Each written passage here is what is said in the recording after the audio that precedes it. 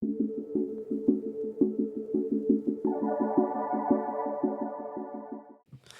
and welcome to the third episode of the Thai podcast. In today's episode, we'll be discussing how to optimize your social media. Hello, my name is Brendan Nago. I'm Arvind. I'm Colin. So, when it comes to social media, one thing that can really help is to optimize your feeds. Like the feeds are designed so it triggers the most dopamine. But if you create the right account and you view content that is educational in nature, you can optimize your feed and algorithms in order for it to mathematically feed you. Make you smarter, right? And feed you stuff to make you smarter, right? And I just want to prove something right here. So if Colin and Brendan could just list their screen times as of this week. And I want to prove something to show that we know what we're talking about. Let me go to time. Well, you guys nervous? So how do you do that? Want me like my computer screen time? You can go to, so there's actually a trick. If you don't have screen time enabled on iOS, you can go to the battery section and you can see last 24 hours and last 10 days. And you can see your average screen on, your average screen off. Where? Like if you go to the battery settings on iOS. I don't know how to do it on Android. Do any of you guys know how to do it on Android? I don't have it. No one has an Android here. So right here, as you can see, we have 0 minutes. 0 minutes is my daily average. So obviously we have to cut this, guys. We have to cut this. Let's start over. That's my bad. Okay, what the heck? Wait, what? Okay, Yeah. okay, it's good. You're just cutting like out in a minute. Just keep the video feed on. Okay, yeah. So Brendan, do you want to talk about how you reduced your screen time over the last 12 months? So basically, I haven't done that. Okay, we have to cut that. Dude, No, we don't cut. Dude, We we're don't talking. cut. That's it. That's it. All right. So, We can put that at the start. No. Blooper Alright. reel. Blooper reel. All right. Beep. All right. So, Colin, what's your personal screen time? right now I use like mostly my computer. I don't really use that much my cell phone unless like I need to make a call or something. But right now I don't have my phone on me. What would you say it is? Your phone screen time? Basically nothing. Cause Like 2 like, hours, yeah, 1 yeah. hour? like if I want to watch YouTube or something, I do it on my computer. Like I always see this guy. He's always like optimizing his computer, so he always has like educational content on hand, right? Such as AOPS. Not necessarily. But I see you all the So time on basically, AOPS. like your idea about your making a new channel to have educational content, like Or the like a new videos, account. like unlike school, like where teachers have to like kind of like say things on the fly and like before the day they have to lesson prep.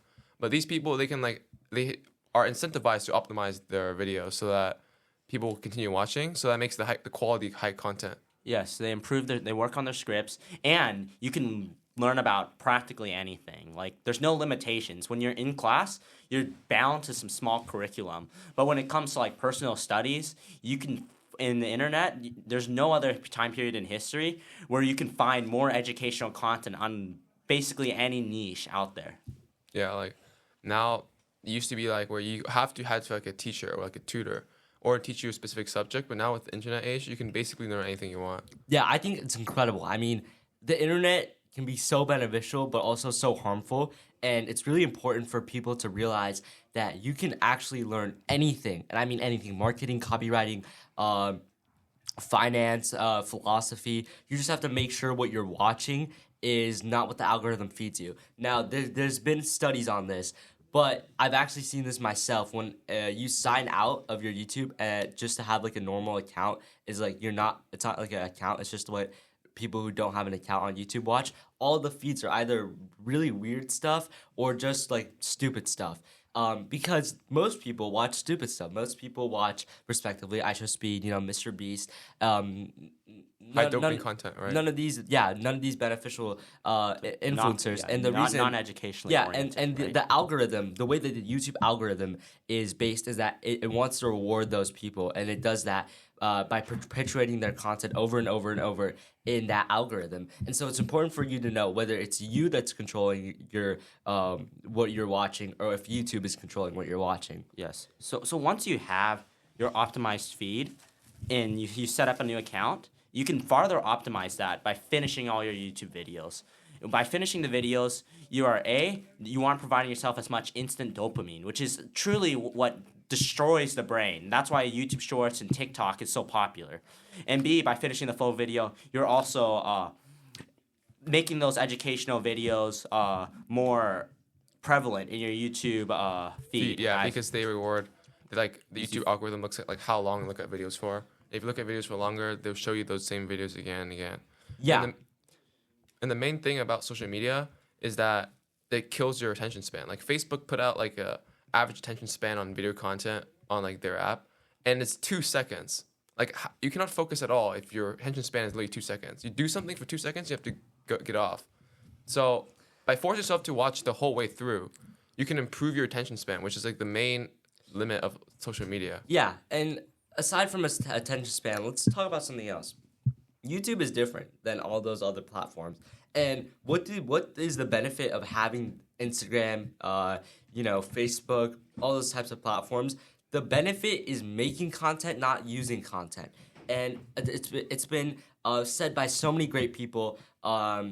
It's to build your personal brand, and if you're gonna do that, you're gonna need to show a lifestyle that is desired. And so the best way, the way you can maximize your usage of Instagram, in my opinion, is just a way to build out your content, put it in short form, have links to your long form content, and really build that personal brand that connects with your audience, leading you to having more sales, making you more famous, and overall making you a figure in the eyes of the public. Yes, I agree. By being like a producer, you're able to build your brand image, and when you consume, you're basically paying the people that you're watching the videos of.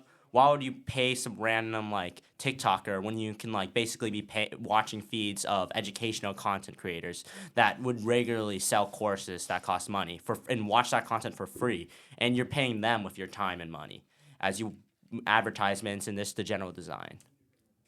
Like for example, like MIT, they have like an open courseware or something where people can like learn computer science, they can learn AI, they can learn many different things all for free. So it's really unnecessary now to just pay money for like educational content when you have these high quality resources that you can use for free on internet and also on YouTube. Yeah, me and Brendan were just talking on the side. We were talking about so many of our classmates. It feels like the Matrix. So many of our classmates are just buried into their phones. They're missing out on relationships. They're missing out on days where they could go outside and truly kind of grasp what life is about. I mean, some of the best moments I've had in my life was just me alone walking. And I think social media is taking that away from us. We as men, the whole idea of men is we conquer, and we can't conquer if we don't go outside and see the landscape. There was something interesting that someone said to me a really while back, and he was an older figure. He was kind of a mentor of mine, and he said, I bet you don't really know what's around you in the place that you live. And he was true. It was right. I didn't know what stores were around me. I haven't been to the parks, and at that time I was about 14. And when you're at that age, all you really want to do is just really fit in. You're playing Fortnite, you're having those stupid drinks, Prime and stuff. And so when I finally quit that, I really took time to kind of develop my sense of purpose. And the only reason I was able to have that opportunity is just because I went outside. I decreased my social media use. And now I don't even have YouTube. I only go on it when I'm searching for a specific thing. But I mean, it is true. I substituted YouTube for Reddit, but Reddit it's better for what are you on? Like I'm always on like certain subreddits, like how to conduct research. I'm at a point in my life right now where I've never felt more motivation. And while it's important to do the things that you want, even though you don't want to do it, do the hard work, even when you don't feel like it. It feels so much better when you have the motivation. I would like to come a little bit back towards attention span, right? Attention span, because of all these YouTube shorts and these other novelty-seeking behaviors, attention spans are really like completely declining. Like nowadays, there's many people that can't even enjoy the simple things in life. Like Arvon was saying, when you walk, you kind of like lose track of locations. Not only are people losing track of locations, they're like they can't eat without watching YouTube Shorts, for example. Like even the most basic activities, they can't walk without with a constant stream of music. They can't even go on the toilet. Take a dump. Yeah, they can't even take a dump without having their phone out, or at the very minimum, like, I mean, back in the day it was a magazine, which isn't even that bad, right? Or newspaper. But nowadays people can't even go on the toilet seat without their phones watching their YouTube short feeds and TikTok feeds. It's getting out of hand. And I feel like longer form content is not nearly as bad. And even like Reddit, it's bad if you keep scrolling, but if you're like actually like engaging with the posts and kind of like scrolling down and taking in information to get genuine questions answered, that is an educational benefit. But when we just like scroll mindlessly, like doom scrolling is a really horrible example of the attention span declining. And when we continue to do those activities, we develop addiction, and it's not good at all. Yeah, like, And yeah, go ahead, Colin. Sorry. so like like a study where basically people found that what happens in like vapes is kind of what happens when you watch social media and you get addicted to those kind of sites. So like Common Sense Media, which is a nonprofit organization, they did like a study about cell phone use in adolescents, and they found that 97% of kids use their phones during school hours, and nearly 60% of them between 12 a.m. and 5 a.m. on school nights. That's basically when like there's school the next day. So the amount of sleep, you can just imagine, like, these kids are getting no sleep. Like, their mental health is just declining. Brendan, do you want to chime in on that? Yeah, so like How many hours of sleep do you get? I mean, I'm kind of on the upper end. Like, I sleep more than my friends, and they all sleep like one of my friends sleeps like 2 to 3 hours a night. Okay, he's like always playing video games and doing other dopamine-seeking behaviors, right? And a little bit of social media, like Discord. Discord can be pretty bad or good, if depending on what you use. No, Discord's just weird. But here, I mean, it depends what you use it for, right? Like if you're on educational servers, you can like actually learn stuff and interact with a community. There's not many ways to do that. Here's what I want to say. I want to look directly in the eyes of my audience, and I want to say most of you guys are not public figures, and most of you guys don't have a lifestyle that you want to showcase. So first, if you want to get out of that rut, instead of thinking I just have to be normal, you have to think I want to be the best at what I do. You need to delete these platforms. You're not going to post anything meaningful on Instagram. Sure, you have a couple of friends, yeah, that's nice, but what you need to do right now is decrease that time completely and think about where you want to be in life. When a rocket enters the stratosphere, it does not stop to check their reels. The rocket never stops. So that's what you have to do. These days, it's a lot harder. Success has never been easier, but distractions have never been more. Like quitting social media, as Arvon was saying, it's incredibly difficult. Like once your brain is hooked on that stuff, it takes like it's just as bad as recovering from a crippling addiction from horrific substances. Like it's on that level because our brains are so hooked on that. Like one of Colin's friends, as he was saying earlier, not on this podcast, but one of his friends had a difficulty quitting, and he.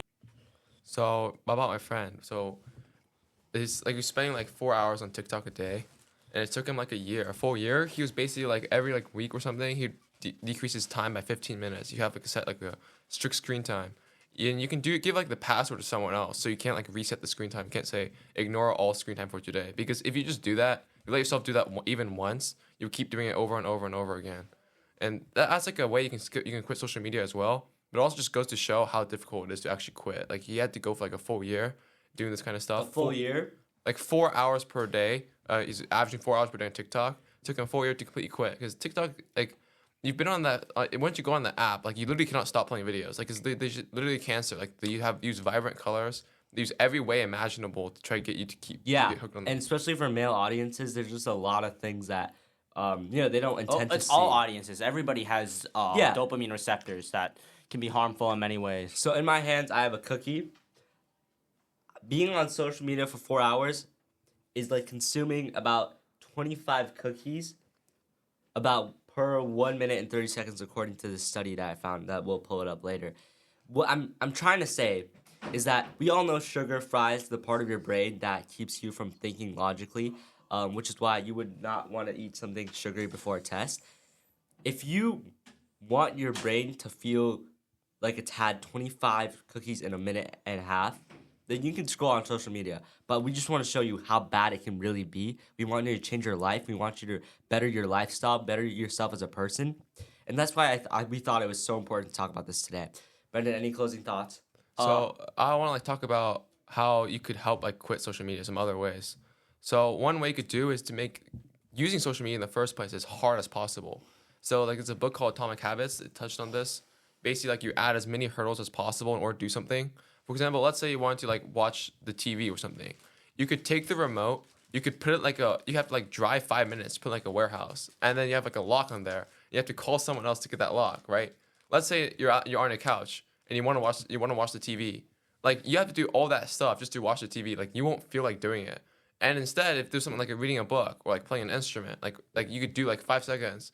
You would prefer to do these things over watching TV. And the best part about that whole scenario you just described, if you don't have a TV in your room, just like how you wouldn't have Instagram and an account, and if you never had a TV in your room, I can bet you that person that has never had a TV in their room has at least done something more productive than binge watching the new Netflix show. Which, by the way, I think they're really, really low quality content that they're putting out. I mean, if you just look at the top US top 10 shows on Netflix, I mean, all of them really nonsense, brain rotting content. I mean, like when we do that, you take out the instant part of gratification. It just becomes delayed gratification when you have to like wait and do tasks and stuff in order to get on there. And by adding those barriers to entry into it, you're really taking away the instant part of the dopamine, and that's truly like the biggest addiction. There's many things that are delayed gratification,